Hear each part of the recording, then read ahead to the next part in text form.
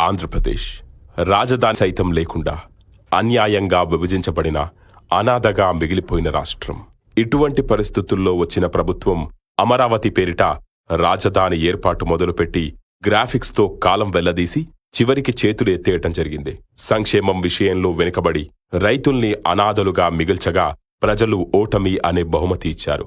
తదుపరి వచ్చిన ప్రభుత్వం మోసకారి మాటలతో ప్రజల్ని దగా చేసి రాష్ట్రాన్ని అప్పుల కుప్పలో ముంచేసింది. సంక్షేమం మాటున ప్రజల్ని బానిసలుగా మార్చింది. ఒక్క ఉద్యోగం సైతం లేక పాత ప్రభుత్వం కంటే అత్యంత దారుణంగా తయారైన స్థితిలో ఆంధ్రప్రదేశ్ ప్రజలు ఒక ప్రత్యామ్నాయ రాజకీయ వ్యవస్థ కోసం చూస్తున్నారు. అటువంటి స్థితిలో ఉదయించిన నాయకుడే మన రామచంద్ర యాదవ్ గారు.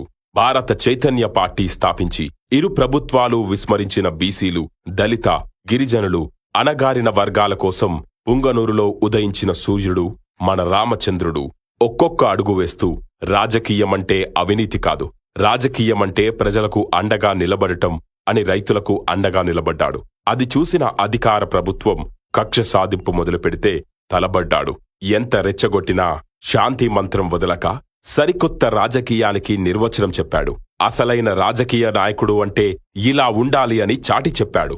సమాజంలో ఉన్న ప్రతి వర్గానికి తన ఆలోచనతో నిజమైన అభివృద్ధికి కృషి చేస్తున్న ఇతను రాబోయే కాలానికి నాయకుడు కాబోతున్నాడు. రండి అందరం కలిసి ఈ ఉదయించే సూర్యుడి వెంట నడుద్దాం. అసలైన నాయకుడికి అండగా ఉందాం. మన రాష్ట్రాన్ని కాపాడుకుందాం. జై రామచంద్ర యాదవ్, జై భారత చైతన్య పార్టీ, జై ఆంధ్రప్రదేశ్.